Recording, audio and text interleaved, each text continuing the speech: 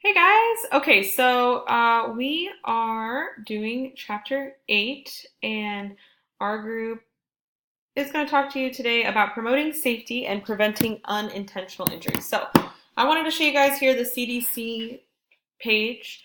So, first thing I was thinking is unintentional injury, unintentional accidents. Kids don't just purposely fall down the stairs and sprain their ankle.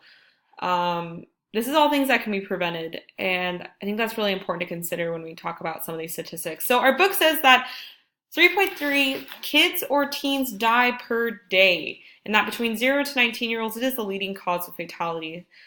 That's a lot of people dying because of something that can be prevented. So, like I said, we're here on this CDC page, and there's a lot of information here, but I want to take you to the data and statistics.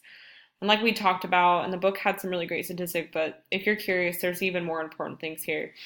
But I want to show you the cost of injury. 671 billion in 2013 alone. That's what's costing the United States for both fatal and non-fatal injuries here. That's a big number for things, again, that can be prevented. And aside from the fatalities and people losing their lives, which is a very serious thing, even a student just being sick or, hurting their wrist or whatever, that's going to pull them out of school. And so that's going to put them behind, and they might miss something really valuable that day or might miss multiple days.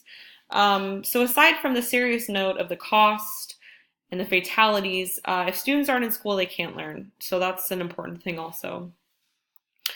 All right, so the CDC has kind of shifted in the way that they look at injury prevention and control. And it used to be accident proneness. Some people were more prone to accidents than others, but now they're looking at environmental contributions, and depending on one's environment is going to make you more or less prone to injury or accidents. One thing that they really noted was poverty. So poverty plays a huge role, especially in kids. And kids are way more fragile. Here it's talking that childhood experiences have a tremendous impact on future violence, victimization, perpetration, lifelong health and opportunity. So kids are way more susceptible to being injured and being hurt, and that's an important thing to consider. ACEs, we talked about that. This kind of goes into that a little bit more. I know I was really interested in this information. Um, but our book's saying that kids that are more poverty driven in a low socioeconomic household, they might not have a heater in the winter. They might be more apt for sickness. They might not be able to afford a bike helmet. So those traumatic brain injuries are easier to succumb. They might just not be eating a healthy enough diet, and that's going to make them sick. So there's a lot of things that link back to poverty, and unintentional injuries. And a third, oh, no, never mind. Okay, so that's about all for me, but I really wanted to show you this really cool website here. Like I said, there's a lot more information if you're curious, especially like home and recreational safety.